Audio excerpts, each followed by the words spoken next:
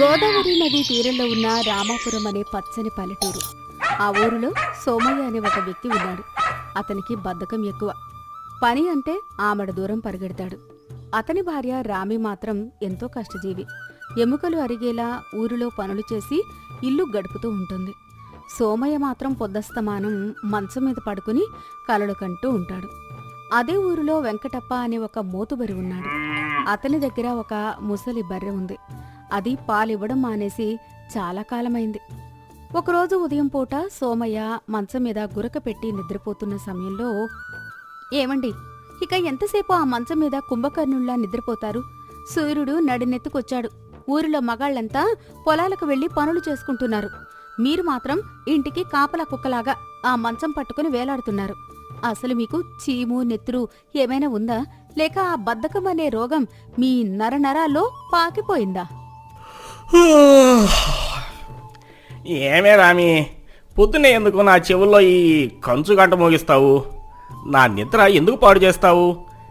నేను సామాన్యుళ్ళ నిద్రపోవట్లేదు. కళ్ళు మూసుకొని గొప్పగా ఆలోచిస్తున్నాను. కండలు కరిగించి పని చేయడం కాదు, బుర్రవాడి డబ్బు సంపాదించడం ఎలా అని నా మెదడును వాడుతున్నాను. నువ్వు అనవసరంగా నా ఆలోచనల ప్రవాహానికి అడ్డుకట్టవేయకు. అబ్బో, మీ ఆలోచనలు చూస్తుంటే మా తాతల కాలం నాటి కోటలు కట్టేలా ఉన్నారే. కండలు కరిగించి పని చెయ్యకపోతే పూట ఎలా గడుస్తుందండి? ఇంట్లో బియ్యం గింజలు అయిపోయాయి. పప్పుల డబ్బా ఖాళీ అయింది. నిన్న ఊరి పెద్దగారి ఇంట్లో నేను వడ్లు దంచితే 2 సేర్ల బియ్యమిచ్చారు. దాంతో నిన్న గడిచింది. ఈరోజు వండడానికి ఏమీ లేదు. లేచి వెళ్ళి ఏదైనా పని చెయ్యండి. లేదంటే ఈరోజు మనిద్దరికీ పస్తులు తప్పవు. నీకెప్పుడూ ఆ పొట్ట గురించి ఆలోచనే. నా బుర్రలో ఒక మహా అద్భుతమైన ఉపాయం తిరుగుతోంది. రేపటికల్లా మన ఇంటికి కనకవర్షం కురవబోతుంది. నువ్వు చూస్తూ ఉండు. ఈ ఊరిలో మనకంటే ధనవంతులు ఎవరూ ఉండరు. మీ మాటలు కోటలు దాటుతాయి కాని మీ కాలు మాత్రం గడప దాటదు. మీరు కలలు కంటూ కూర్చోండి. నేను వెళ్ళి ఎవరి పొలంలోనైనా కలుపు తీసి వస్తాను. రామి విసుక్కుంటూ బయటకు వెళ్ళిపోతుంది. రామి వెళ్ళిపోయిన తర్వాత సోమయ్య నెమ్మదిగా లేచి బద్ధకంగా నడుచుకుంటూ ఊరి చివర ఉన్న చెరువు కట్టవైపు వెళ్తాడు. అక్కడ పక్కింటి వెంకటప్ప తన ముసలి నల్లటి బర్రెను పట్టుకుని తిట్టుకుంటూ ఉంటాడు. సోమయ్య చెట్టుచాటున నిలబడి వారి మాటలు వింటాడు. ఓరి దేవుడా, ఈ ముసలవర్రెతో నా ప్రాణాలు పోతున్నాయి. దీనికి గడ్డి వేసి కుడితి పెట్టి నా ఆస్తి అంతా కరిగిపోతుంది. ఒక్క చుక్క పాలు ఇవ్వదు. కనీసం పొలంలో పనికి రాదు. నల్లటి బండరాయిలాగా ఎంత తిన్నా అలాగే ఉంటుంది. దీనిని ఎవరికైనా అమ్ముదామంటే 10 రూపాయలు కూడా ఇవ్వడానికి ఎవ్వరూ ముందుకు రావడం లేదు. దీని కబేళా వాడికి ఇద్దామంటే పాపం తగులుతుందని భయం. దేవుడా, ఈ బర్రె వదిలిపోయే దారి ఏదైనా చూపించు తండ్రి. వెంకటప్ప బర్రెను ఆ చెట్టుకు కట్టేసి విసుక్కుంటూ తన పొలం వైపు వెళ్ళిపోతాడు. సోమయ్య తనలో తాను, అరరే, వెంకటప్ప బాబాయికి ఈ బర్రె పెద్ద గుదివెనలా మారిందన్నమాట. దీన్ని చూస్తే నా మెదడులో ఒక అద్భుతమైన మెరుపు మెరిసింది. శ్రమ పడకుండా డబ్బు సంపాదించడానికి ఇంతకంటే గొప్ప అవకాశం రాదు. ఈ నల్లటి ముసలి బర్రెను ఉపయోగించి నేను ఇప్పుడు లక్షాధికారిని కాబోతున్నాను. సోమయ్య ఎవరూ చూడకుండా ఆ బర్రె తాడు విప్పి దానిని అడవి వైపు ఉన్న పాడుబడిన గుడిసెలోకి తీసుకెళ్తాడు. ఊరిలో ఉన్న సున్నం బట్టి దగ్గరకు వెళ్లి 2 బస్తాల తెల్లటి సున్నం బస్తాలు తీసుకుని వస్తాడు. ఆ సున్నంలో నీళ్లు కలిపి ఆ ముసలి బర్రె ఒళ్లంతా దట్టంగా పూస్తాడు. కొమ్ములు, తోక, కాళ్ళు అని తేడా లేకుండా బర్రె మొత్తం తెల్లగా మారేలా 2 పూటలు కష్టపడి రంగు వేస్తాడు. దాని కొమ్ములకు పసుపు రాసి నుదుటి మీద పెద్ద ఎర్రటి కుంకుమ బొట్టు పెడతాడు. మెడలో ఒక పూలదండ వేస్తాడు. ఇప్పుడు ఆ నల్లటి ముసలి బర్రె గుర్తుపట్టలేని విధంగా ఒక తెల్లటి ఆవులాగా కనిపిస్తుంది. సోమయ్య తన పని చూసుకుని మురిసిపోతూ, అబ్బా, నా తెలివికి నేనే దండం పెట్టుకోవాలి. నిన్నటిదాకా ఇది ముసలి బర్రె, ఇప్పుడు ఇది సాక్షాత్తు స్వర్గం నుండి దిగి వచ్చిన దేవతల గోవులాగా మెరిసిపోతుంది. ఈ సున్నం దీని ఒంటికి భలే అతుక్కుపోయింది. ఇప్పుడు దీన్ని తీసుకువెళ్ళి ఆ వెంకటప్పకే అంటగడతాను. అతని ఆశే నా పెట్టుబడి. మరుసటి రోజు ఉదయం ఊరి మధ్యలో ఉన్న రచ్చబండ దగ్గర జనం గుమికూడి ఉంటారు. సోమయ్య తను రంగు వేసిన ఆ ముసలి బర్రెను తీసుకుని రాజసం ఉట్టిపడేలా అక్కడికి వస్తాడు. అది తెల్లగా మెరిసిపోతూ ఉండడంతో అందరూ ఆశ్చర్యంగా చూస్తారు. వెంకటప్ప, సుబ్బన్న కూడా అక్కడే ఉంటారు. ఏమిటి సుబ్బయ్య, ఎక్కడికి వెళ్ళావు నిన్నట్నుంచి? నీ చేతిలో ఉన్న ఆ వింత జంతువు ఏమిటి? చూడటానికి ఆవులాగా ఉంది, కానీ ఆకారం చూస్తే ఏదో ఏనుగు పిల్లలాగా అంత లావుగా ఉంది. రంగు మాత్రం పాలలాగా తెల్లగా మెరిసిపోతోంది. అన్నా సుబ్బన్న, నోరు జారి ఏది పడితే అది మాట్లాడకో. ఇది మామూలు జంతువు కాదు. ఇది సాక్షాత్తు హిమాలయాల నుండి వచ్చిన మహాధవళగోవు. మునులు, ఋషులు మాత్రమే పెంచుకునే పవిత్రమైన గోవు ఇది. ధవళగోవా? నేను నా 50 ఏళ్ల జీవితంలో ఎప్పుడూ వినలేదే. ఆ కొమ్ములు చూడు ఎంత బలంగా ఉన్నాయో. అసలు ఎక్కడి నుంచి తెచ్చావు సోమయ్య దీన్ని? వెంకటప్ప బాబాయ్, నిన్న రాత్రి నేను నిద్రపోతున్నప్పుడు సాక్షాత్తు దేవేంద్రుడు నా కలలోకి వచ్చి, సోమయ్య, నువ్వు చాలా పుణ్యాత్ముడివి, నీకు నా లోకం నుండి ఈ ధవళగోవును పంపుతున్నాను అని చెప్పాడు. ఉదయం లేచి చూసేసరికి మన అడవిలో ఉన్న గుడి దగ్గర ఈ గోవు మేస్తూ ఉంది. ఈ గోవు గొప్పదనం మీకేం తెలుసు? ఇది రోజుకి 2 పూటల బిందెల కొద్దీ అమృతం లాంటి పాలు ఇస్తుంది. ఆ పాలు తాగితే ముసలివాళ్లు కూడా పడుచువాళ్లలాగా బలంగా తయారవుతారు. ఇంట్లో అష్టైశ్వర్యాలు కలుగుతాయి. అలాగా? రోజు బిందెల కొద్దీ పాలు ఇస్తుందా? పాలు తాగితే పడుచువాళ్ళు అవుతారా? నాకు ఇప్పుడు సరిగ్గా ఇలాంటి గోవు అవసరమే ఉందయ్యా. నా ఇంట్లో ఉన్న ముసలి బర్రె నిన్నటి నుండి ఎక్కడికో పారిపోయింది. దాని పేడ విరగడైపోయింది. ఈ గోవును చూస్తుంటే నా మనసు లాగేస్తోంది. ఇది ఉంటే నేను ఈ ఊరికే పెద్ద ధనవంతుడైపోతాను. అవును బాబాయ్, ఇది సామాన్యుల దగ్గర ఉండే గోవు కాదు, కానీ నాకు దీన్ని పెంచి పోషించే స్తోమత లేదు. దీనికి రోజు పచ్చని గడ్డి, మంచి కుడితి, కుంకుమ పూజ చేయాలి. నా దగ్గర చిల్లి గవ్వలేదు. ఎవరైనా నిజమైన భక్తి, స్తోమత ఉన్న వాళ్ళకి దీన్ని అప్పగించేద్దాం అను. సోమయ్య, నా దగ్గర పచ్చటి పొలం ఉంది. దానికి కావలసినంత పచ్చగడ్డి నేను పెడతాను. ఆ గోవును నాకు ఇచ్చేయి. నా దగ్గరే దానికి సరైన ఆదరణ దొరుకుతుంది. సరే బాబాయ్, నువ్వు అడుగుతున్నావు కాబట్టి కాదనలేను. కానీ ఇది మామూలు ఆవు కాదు కదా. దీనికి తగిన మూల్యం చెల్లించాలి. 1000 రూపాయలు ఇస్తే ఈ ధవళగోవును నీకు ఇచ్చేస్తాను. 1000 రూపాయలా? సోమయ్య, నీకేమైనా మతిపోయిందా? మన ఊరిలో మంచి ఆవు కొనాలంటేనే 100 రూపాయలు అవుతుంది. నువ్వు 1000 రూపాయలు అడుగుతున్నావు? అన్నా, నువ్వు 100 రూపాయలకి కొనేవి మామూలు ఆవులు. ఇది స్వర్గం నుంచి వచ్చిన ఆవు. దీని పాలు తాగితే రోగాలు పోతాయి. 1000 రూపాయలు అంటే దీని ముందు చాలా తక్కువ. సుబ్బన్న, నువ్వు ఊరుకో. ఇలాంటి అదృష్టం మళ్ళీ మళ్ళీ రాదు. సోమయ్య, నా దగ్గర 1000 రూపాయలు లేవు, కానీ 800 రూపాయలు ఇప్పుడే ఇంట్లోకి వెళ్ళి తీసుకువస్తాను. నువ్వు ఈ గోవుని మరెవరికీ ఇవ్వకూడదు. సరే బాబాయ్, నీ మీద ఉన్న గౌరవం కొద్దీ 800కే ఇస్తున్నాను. త్వరగా వెళ్ళి డబ్బు తీసుకురా.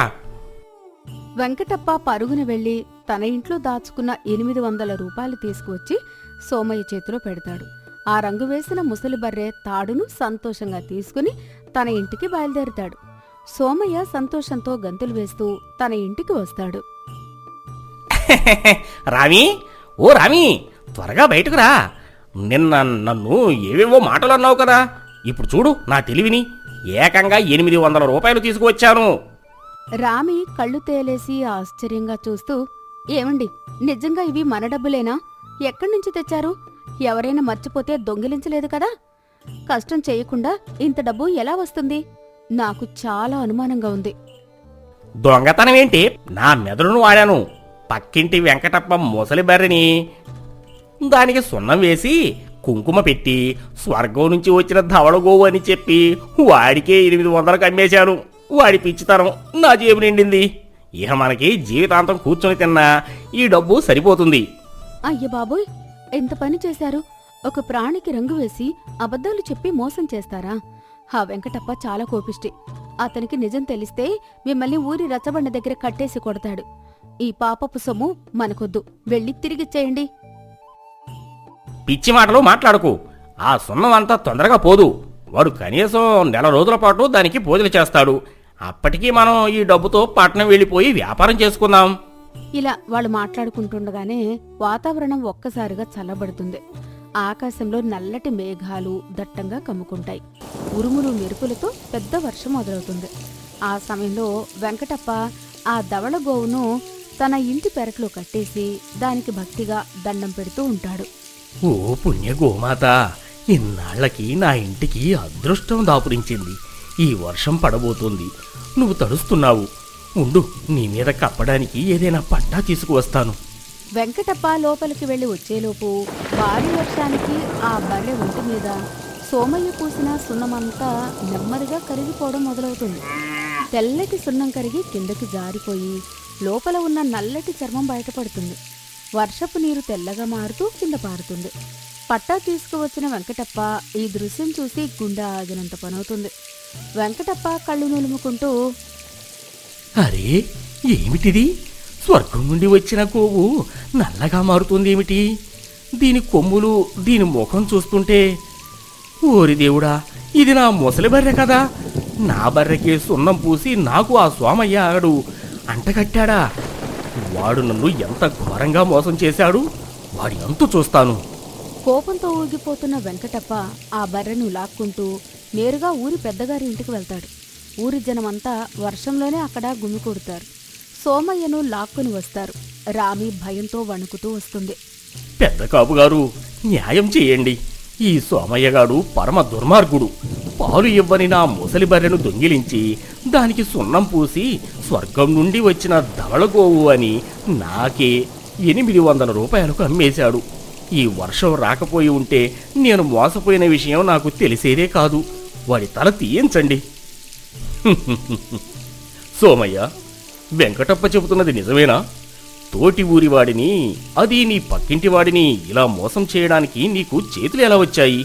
కష్టపడి పని చేయడానికి నీకు బద్ధకం, కానీ మోసం చేయడానికి మాత్రం నీ బుర్ర చాలా వేగంగా పనిచేసింది. సోమయ్య తల దించుకుని భయంతో, నన్ను క్షమించండి పెద్దగారు. వాడు ఆ బర్రె గురించి బాధపడుతుంటే నా కల అనిపించింది. డబ్బుల ఆశతో తప్పు చేశాను. ఇక ఎప్పుడూ ఇలాంటి మోసాలకు పాల్పడను. కష్టపడి బతుకుతాను. పెద్దగారు, మా ఆయన తప్పు చేశాడు. ఇదిగోండి ఆ 800 రూపాయలు. దయచేసి మమ్మల్ని వదిలేయండి.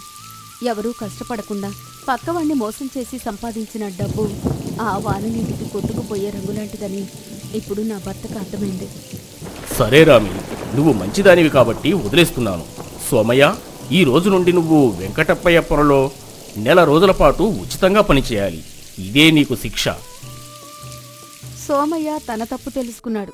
కష్టపడకుండా వచ్చే ఏదీ శాశ్వతం కాదని, వాననీటికి కరిగే సున్నం లాంటిదని అతనికి నిజం తెలిసిందే.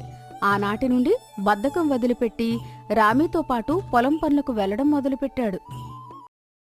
కొండపల్లి గ్రామంలో ప్రజలందరూ చాలా ప్రశాంతంగా జీవితం గడిపేవారు. ఆ ఊరి నడిబొడ్డున ఉన్న అతిపెద్ద వ్యాపార సముదాయం ధర్మయ్యది.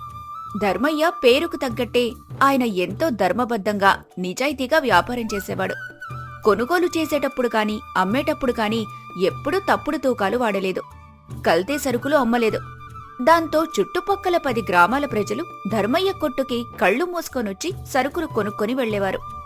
తన జీవితాంతం కష్టపడి ఎవ్వర్నీ మోసం చేయకుండా అపారమైన ఆస్తిని, అంతకు మించిన పేరు ప్రఖ్యాతలను ధర్మయ్య సంపాదించాడు. వయసు పైబడుతుండటంతో తన ఆస్తిని, వ్యాపార బాధ్యతలను తన ఏకైక కుమారుడు రామశాస్త్రికి అప్పగించి శేష జీవితాన్ని భగవన్నామస్మరణలో విశ్రాంతిగా గడపాలనుకుంటాడు. రామశాస్త్రి ఎంతో మంచివాడు, విద్యావంతుడు. కాని లోకజ్ఞానం, మనుషుల నైజం గురించి పెద్దగా తెలియని అమాయకుడు. ఒకరోజు ఉదయం బజారాలో కూర్చొని ధర్మయ్య తన భార్య వకులాదేవితో తన మనసులోని మాటను పంచుకుంటుంటాడు.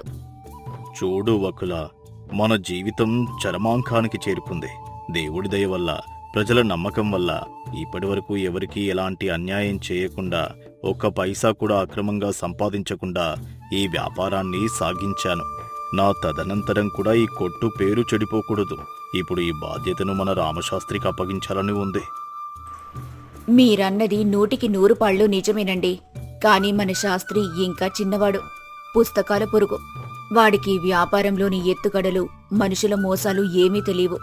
ముఖ్యంగా మీ ప్రాణ స్నేహితుడని చెప్పుకునే లోకనాథం గారి లాంటి వాళ్లు, మీ వ్యాపార ప్రత్యర్థైన భద్రయ్య లాంటి వాళ్లు మన చుట్టూ పొంచి ఉన్నప్పుడు వాడిని జాగ్రత్తగా అడుగు వేయమని చెప్పాలి. లోకనాథం నా చిన్ననాటి స్నేహితుడే కావచ్చు వకుల, కానీ అతని మనసులో ఎప్పుడూ ఇతరుల ఆస్తిని ఎలా కొట్టేయాలి, ఎలా లాభాలు గడించాలి అనే ఆలోచన ఉంటుంది. మనిషి విలువ కంటే ధనం విలువే అతనికి ఎక్కువ. ఇక భద్రయ్య అంటావా, నా ఎదుగుదలను చూసి ఓర్వలేని అసూయపరుడు. అయితే మనవాడిని కాపాడడానికి నా దగ్గర ఒక అద్భుతమైన ఆయుధం ఉంది. అది నా తాత ముత్తాతల కాలం నాటి నిజం చూపే అద్దం. దాన్ని నేను ఎప్పుడూ రహస్యంగా ఉంచాను.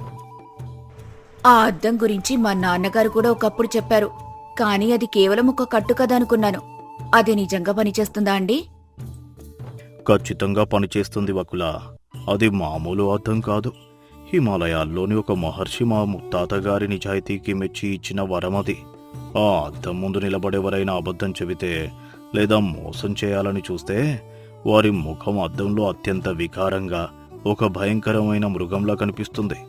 అదే నిజం చెప్పేవారి ముఖం పౌర్ణమి నాటి చంద్రుడిలా వెలుగుతో మెరుస్తుంది. ఆ అద్దాన్ని రేపే రామశాస్త్రికి ఇచ్చి వ్యాపారంలో ఎవరిని నమ్మాలో ఎవరిని నమ్మకూడదో తెలుసుకోమని చెబుతాను. ఇదే సమయంలో ధర్మయ్య ఇంట్లోకి వస్తున్న లోకనాథం ఈ మాటలన్నీ కిటికీ పక్కన నుండి చాటుగా వింటాడు. లోకనాథం చాలా కాలంగా ధర్మయ్య ఆస్తిపై కన్నేసి రామశాస్త్రికి వ్యాపారం అప్పగించగాని అతన్ని మోసం చేసి ఆస్తిని లాక్కోవాలని పథకాలు పన్నుతుంటాడు. నిజం చూపే అబద్ధం గురించి వినగానే అతని గుండెల్లో రైళ్లు పరిగెడతాయి. వెంటనే ఏమీ తెలియనట్టుగా హడావిడిగా లోపలికొస్తాడు. ఏంటో ఈ ధర్మయ్య, పొద్దున్నే భార్యాభర్తలు ఏదో గుసగుసలాడుకుంటున్నారు. మనలాంటి ప్రాణ స్నేహితులకు కూడా చెప్పకూడని రహస్యాలా అవి? రా లోకనాథం, అలా కూర్చో. రహస్యమేమీ లేదు మిత్రమా. వయస్సు పైబడుతోంది కదా, రేపటి నుండి కొట్టు తాళాలు మన శాస్త్రి చేతికిద్దామని మాట్లాడుకుంటున్నాం. బాధ్యతలా? అప్పుడేనా? నీ కొడుకు శాస్త్రి ఇంకా పసికందు. వాడికి ఈ పాపిష్టి లోకం గురించి ఏం తెలుసు? నువ్వు వ్యాపారం వాడికిస్తే నెల రోజులు తిరిగేసరికే ఆ భద్రయ్య లాంటి వాళ్ళు వాడిని నిలువున ముంచేస్తారు. నా మాట విను. నీకు నా మీద నమ్మకం ఉంటే కొంతకాలం ఆ బాధ్యత, లావాదేవీల పత్రాలు నాకు అప్పగించు. నేను వాడిని నా సొంత కొడుకుల దగ్గరుండి తీర్చిదిద్దుతాను. అదేదో సామెత ఉన్నట్టుంది, గొర్రె పిల్లను తీసుకెళ్లి ఆకలితో ఉన్న తోడేలకు అప్పగించినట్టు. వక్కులా, ఊరుకో. లోకనాథం, నీ సాయం, నీ సలహాలు ఎప్పుడూ ఉంటాయిలే. కానీ ఈత కొట్టాలంటే నీళ్ళలో దిగాల్సిందే. శాస్త్రి స్వయంగా నేర్చుకోవాలి. అందుకే వాడికి మార్గనిర్దేశం చేయడానికి మా వంశ పారంపర్యంగా వస్తున్న అద్దాన్నిద్దామనుకుంటున్నాను. అద్దమా? ఆ పాత చెక్క అద్దంతో వాడికేమొస్తుందయ్యా? దాని బజారులో అమ్మితే కనీసం 10 రూపాయలు కూడా రావు. వ్యాపారం అంటే లెక్కలు, లౌక్యం, అద్దాలు కాదు. అది సామాన్యమైన అద్దం కాదు లోకనాథం. అది నిజం చూపే అద్దం. దాని ముందు నిలబడెవరైనా అన్యాయం చేయాలని తలచినా, అబద్ధం చెప్పినా అది పసిగడుతుంది. ఓహో, అయితే ఈ అద్దం శాస్త్రి దగ్గర ఉంటే నా ఆటలు సాగవన్నమాట. దీన్ని ఎలాగైనా దొంగలించాలి, లేదా ముక్కలు ముక్కలుగా పగలగొట్టాలి. బాలేవాడివయ్య ధర్మయ్య. ఈ నవీన కాలంలో కూడా ఇలాంటి నమ్మకాలా? మంత్రాలు లేవు, తంత్రాలు లేవు. సరే, నీ ఇష్టం. కోర్టులో పని ఉంది, నేను వస్తాను. అలా అని అక్కడ్నుండి జారుకుంటాడు. మరుసటి రోజు ఉదయం ధర్మయ్య తన కుమారుడు రామశాస్త్రిని పూజాగదిలోకి పిలుస్తాడు. ఒక పట్టు వస్త్రంలో చుట్టి ఉన్న అందమైన రత్నాలు పొదిగిన ఒక పాతకాలపు అద్దాన్ని కొడుకు చేతిలో పెడతాడు. నాయనా, ఈ రోజు నుండి మన వంశపు కొట్టు బాధ్యత, పరువు నీదే. వ్యాపారంలో లాభం కంటే నమ్మకం చాలా ముఖ్యం. ఎవరిని తక్కువ అంచనా వేయకో, అలాగని ఎవరిని అతిగా నమ్మకో. ఈ అద్దాన్ని నీ కుర్చీ వెనుక జాగ్రత్తగా పెట్టుకో. నాన్నగారు, వ్యాపారం అంటే సరుకులు కొనడం, అమ్మడం కదా. ఈ అద్దం నాకెందుకు? ఇది కేవలం ముఖం చూసుకునే అద్దం కాదు బాబో, మనుషుల అంతరాత్మను చూపించే అద్దం. నీ దగ్గరకు వచ్చే వ్యాపారస్తులు లేదా కొత్త భాగస్వాములు ఎవరైనా మోసం చేయాలని చూస్తే వారిని ఈ అద్దం ముందు నిలబెట్టి మాట్లాడు. వారి మనసులో కల్మషం ఉంటే అద్దం నల్లగా మసకబారుతుంది. వారి ముఖం వికారంగా కనిపిస్తుంది. వారి మాటల్లో నిజం ఉంటే అద్దం స్వచ్ఛంగా, ప్రకాశవంతంగా ఉంటుంది. అది విని రామశాస్త్రి తండ్రి ఆశీర్వాదం తీసుకుని కొట్టుకి వెళ్తాడు. ఆ అద్దాన్ని తన గల్లా పెట్టె వెనుక గోడకు తగిలిస్తాడు. అలా కొన్ని రోజులు ప్రశాంతంగా గడుస్తాయి. ధర్మయ్య వ్యాపారం రామశాస్త్రి చేతికి వెళ్ళిందని తెలుసుకున్న ధర్మయ్య బద్ధశత్రువు భద్రయ్య ఒక పన్నాగం పన్నుతాడు.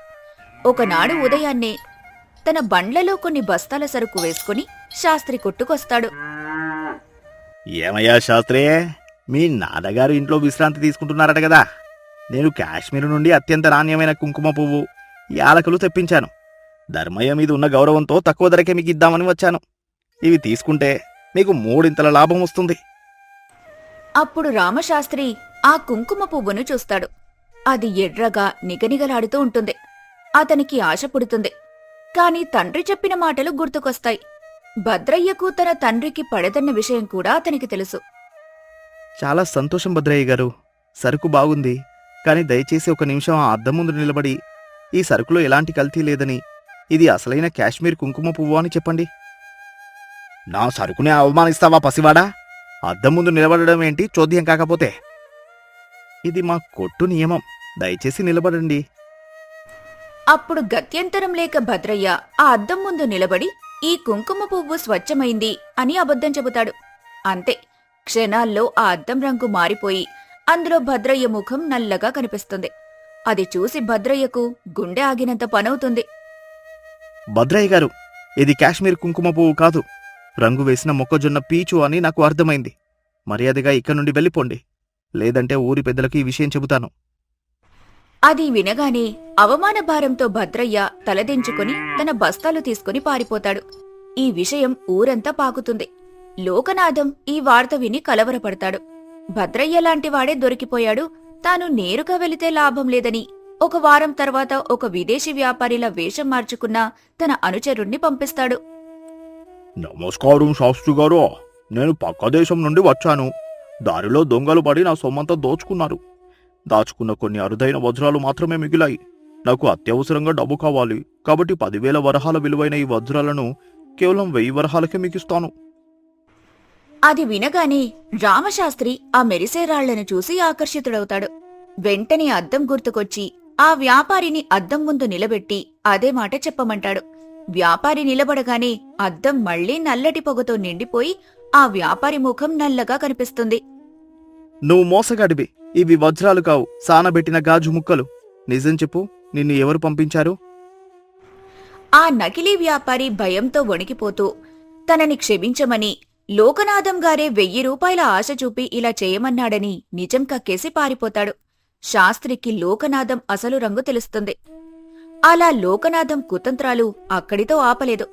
కొట్టుకి బయట నుండి వచ్చేవాళ్లను అద్దం పసిగడుతోంది కాబట్టి లోపలి వ్యక్తులతోనే రామశాస్త్రికి బుద్ధి చెప్పాలి అనుకుంటాడు. ధర్మయ్య కొట్టులో మల్లిక అనే ఒక పేద అనాథ అమ్మాయి ఎన్నో ఏళ్లుగా నమ్మకంగా పనిచేస్తూ ఉంటుంది. ఆమంటే ధర్మయ్యకు శాస్త్రికి ఎంతో వాత్సల్యం. ఒకరోజు సాయంత్రం అందరూ పనుల్లో ఉన్నప్పుడు లోకనాథం చాటుగా వచ్చి గల్లాపెట్టెలోని ఒక 100 వరహాల సంచిని తీసి మల్లిక సంచుల్లో దాచేస్తాడు. కాసేపటికి గల్లాపెట్టెలో డబ్బు లేదని లోకనాథమే గొడవ మొదలు పెడతాడు. రామశాస్త్రి అందర్నీ పిలుస్తాడు. అందరి సంచులు వెతగ్గా మల్లిక సంచిలో డబ్బు దొరుకుతుంది. మల్లిక కన్నీరు మున్నీరుగా ఏడుస్తూ తాను దొంగతనం చెయ్యలేదని మొత్తుకుంటుంది. చూసావా శాస్త్రి, వీళ్లకు తిండి పెట్టి ఆదరిస్తే పాలు ఇచ్చిన పాములా మనల్నే కాటేస్తున్నారు.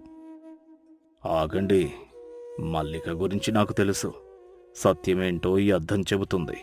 మల్లిక, నువ్వు అద్దం ముందు నిలబడి నిజం చెప్పు. అలా అనగానే మల్లిక కన్నీరు తుడుచుకొని అద్దం ముందు నిలబడి తను 1 పైసా కూడా ముట్టుకోలేదు, తన మీద ఎవరో పగబట్టారు అంటుంది. అద్దం స్వచ్ఛంగా ఒక దివ్యమైన కాంతితో మెరిసిపోతుంది. అందులో మల్లిక ముఖం ఒక దేవతలా ప్రకాశిస్తుంది.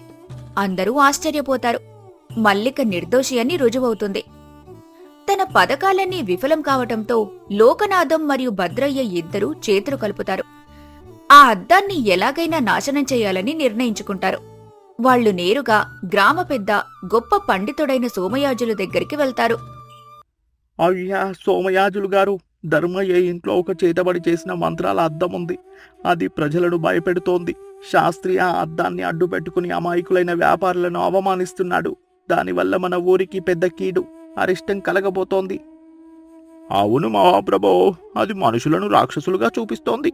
ఆ అద్దాన్ని పగలగొట్టకపోతే ఊర్లో ఎవరూ ప్రశాంతంగా బతకలేరు. ధర్మయ్య లాంటి ధర్మాత్ముడి ఇంట్లో అరిష్టం కలిగించే వస్తువు ఉంటుందా? సరే, మేమే స్వయంగా వచ్చి పరీక్షిస్తాము. అప్పుడు గ్రామ పెద్ద సోమయాజులు పండితుడు తమ అనుచరులతో కలిసి ధర్మయ్య కొట్టుకి వస్తారు. ఊరంతా అక్కడ గుమికూడుతుంది. ధర్మయ్య వాళ్ళని గౌరవంగా ఆహ్వానిస్తాడు. ధర్మయ్య, నీ దగ్గర ఉన్న ఆ మాయా అద్దం గురించి లోకనాథం, భద్రయ్య ఫిర్యాదు చేశారు. ఒకసారి దాన్ని బయటకు తీసుకురా. అలా అనగానే రామశాస్త్రి అద్దాన్ని అందరి ముందుకు తెస్తాడు. మొదటగా సోమయాజులు దాని ముందు నిలబడతాడు. సోమయాజులు ఎంతో నిష్కల్మషమైన వ్యక్తి, వేద పండితుడు. అద్దం సూర్యకాంతితో దేదీప్యమానంగా వెలిగిపోతుంది. ఆ తరువాత గ్రామ పెద్ద సోమయాజులు నిలబడి తన పాలన గురించి చెబుతాడు. అద్దం ప్రశాంతంగా ఉంటుంది. అప్పుడు సోమయాజులకు అర్థమవుతుంది, ఇది మాయ కాదు, సత్యానికి ప్రతిరూపం అని. అద్భుతం ధర్మయ్య, ఇది దైవదత్తమైన వస్తువు. మనుషుల గుండెల్లోని సత్యాన్ని మాత్రమే ఇది చూపిస్తుంది. లోకనాథం, భద్రయ్య, మీ మనసులో పాపముంది కాబట్టే అది మీకు రాక్షసంలా కనిపించింది అని వాళ్లని మందలిస్తాడు. అలా అనగానే అవమానంతో రగిలిపోయిన లోకనాథం ఇక సహించలేక ఆ రాత్రి కటిక చీకటిలో ధర్మయ్య కొట్టు పైకప్పు పెంకులు తీసి లోపలికి ప్రవేశిస్తాడు. అందరూ నిద్రపోతుండగా ఆ అద్దాన్ని దొంగలించి తన ఇంటికి తీసుకుని పోతాడు. తన గదిలోకి వెళ్లి తలుపులు గడియ పెట్టుకుని అద్దాన్ని నేలమీద పెట్టి దాని ముందు ఒక దీపం వెలిగించి నిలబడతాడు. ఇప్పుడు చెప్పు, ఈ ఊరిలో అతిపెద్ద ధనవంతుడు, తెలివైనవాడు ఎవరు? నేనే కదా. ధర్మయ్య ఆస్తి కూడా రేపు నాదే కాబోతోంది. నన్ను ఎవరూ ఏమీ చేయలేరు. ఆ మాటలు వినగానే అద్దంలో ఒక భయంకరమైన దృశ్యం కనిపిస్తుంది. ఆ దృశ్యం చూసి లోకనాథం భయంతో వణికిపోతూ వెనక్కి పడిపోతాడు. వద్దు, ఇది నేనేనా? నేను ఇంత వికారంగా, ఇంత పాపాత్ముడిలా ఉన్నానా? ఈ అద్దం అబద్ధం చెబుతోంది. నేను అందగాడిని, గొప్పవాడిని. అలా అనుకుంటూ అతను అద్దాన్ని ముక్కలు ముక్కలుగా పగలగొట్టాలని ఒక ఇనుప కర్ర తీసుకుంటాడు. కాని అద్దం నుండి ఒక గంభీరమైన దైవికమైన స్వరం వినిపిస్తోంది. ఓ అజ్ఞాని లోకనాథం, అద్దాన్ని పగలగొడితే అందులోని నిజం మారిపోదు. అద్దం పగిలితే నీ ప్రతిబింబం 100 ముక్కల్లో 100 రెట్లు భయంకరంగా కనిపిస్తుంది తప్ప సత్యం దాచబడదు. నీ రూపం నీ మనసులోని కుత్సిత ఆలోచనల వల్ల కలిగింది. ప్రాణ స్నేహితుడిని మోసం చేయాలనుకున్నావు. ఒక అమాయకుడి ఆస్తిని కాజేయాలనుకున్నావు. పశ్చాత్తాప పడకపోతే నీ అంతం అతి ఘోరంగా ఉంటుంది. ఆ మాటలకు లోకనాథం చేతిలోని కర్ర కింద పడిపోతుంది. అతని కళ్ల నుండి పశ్చాత్తాపంతో కూడిన కన్నీరు ధారగా కారుతోంది. తన జీవితమంతా డబ్బు కోసం ఎంత దిగజారిపోయి బతికాడో అతనికి కళ్లకు కట్టినట్టు అర్థమవుతుంది. ఆ రాత్రంతా కన్నీళ్లు పెట్టుకుంటూనే ఉంటాడు. తెల్లవారగానే అద్దాన్ని అదే పట్టు వస్త్రంలో భక్తిగా చుట్టుకుని నేరుగా ధర్మయ్య ఇంటికి వెళ్తాడు. ధర్మయ్య, రామశాస్త్రి అప్పటికే అద్దం పోయిందని కంగారు పడుతూ ఉంటారు. లోకనాథం వెళ్లి, ధర్మయ్య, నన్ను క్షమించు మిత్రమా. నీ స్నేహితుడినై ఉండి నీకే వెన్నుపోటు పొడవాలనుకున్నాను. వ్యాపారం పేరుతో ఎన్నో పాపాలు చేశాను. నిన్న రాత్రి ఆ అద్దాన్ని నేనే దొంగలించాను. కానీ ఈ అద్దం నా జ్ఞాన నేత్రాలు తెరిపించింది. నేను చేసిన పాపాలకు, నా లోపలి రాక్షసుడికి ఈ అద్దమే సాక్షి. నన్ను దండించు. లోకనాథం, నువ్వు నీ తప్పును పూర్తిగా తెలుసుకుని నిజం ఒప్పుకున్నావు. అదే నీ మొదటి అతిపెద్ద విజయం. ఈ అద్దం ఎవరినీ శిక్షించదు మిత్రమా. కేవలం మనల్ని మనం స్పష్టంగా చూసుకునేలా చేస్తుంది. నాన్నగారు, ఇప్పుడు ఈ అద్దం మనకు అవసరం లేదు కదా. ఎందుకంటే లోకనాథం మామయ్య పూర్తిగా మారిపోయారు. ఇక మనకు శత్రువులెవరూ లేరు. లేదు శాస్త్రి, ఈ అద్దం ఎప్పుడూ మన దగ్గరే ఉండాలి. ఎందుకంటే మనం బాగున్నప్పుడు, అంతా స్పష్టంగా సాగుతున్నప్పుడు మనకు అద్దం అవసరం లేదనిపిస్తుంది. కానీ మనిషి మనసు చంచలమైనది. ఎప్పుడైనా మనం అహంకారంతోనో ఆశతోనో దారి తప్పుతున్నప్పుడు మనల్ని హెచ్చరించడానికి, సన్మార్గంలో నడిపించడానికి ఒక నిజం ఎప్పుడూ మన ఎదురుగా ఉండాలి. ఆ రోజు నుండి లోకనాథం తన ప్రవర్తనను పూర్తిగా మార్చుకుంటాడు. తన ఆస్తిలో సగాన్ని పేదలకు దానం చేస్తాడు. ధర్మయ్య, రామశాస్త్రిలతో కలిసి ఎంతో ధర్మబద్ధంగా ఉంటాడు. మల్లిక లాంటి అనాథలకు ఆశ్రయం కల్పిస్తాడు. భద్రయ్య కూడా లోకనాథంలో వచ్చిన మార్పు చూసి తన తప్పు తెలుసుకొని వారి దారిలోనే నడుస్తాడు. ఆ తరువాత ఆ కొండపల్లి గ్రామంలో ఎవ్వరూ అబద్ధం చెప్పడానికో పక్కవారిని మోసం చేయడానికో సాహసించేవారే కాదు. ఎందుకంటే అందరికీ తెలుసు ధర్మయ్య ఇంట్లో ఒక నిజం చూపే అద్దం ఉందని. అంతకంటే ముఖ్యంగా ఆ అద్దం దేవుడి రూపంలో అందరి మనసుల్లోనూ ఉంటుందని. మనం ఇతరులను మోసం చేయొచ్చు కాని మన అంతరాత్మను, సత్యాన్ని ఎప్పటికీ మోసం చేయలేం. మన ఆలోచనలు, చేసే పనులే మన వ్యక్తిత్వాన్ని, మన ముఖచిత్రాన్ని నిర్మిస్తాయి. పశ్చాత్తాపం మనిషికి మరుజన్మ లాంటిదే.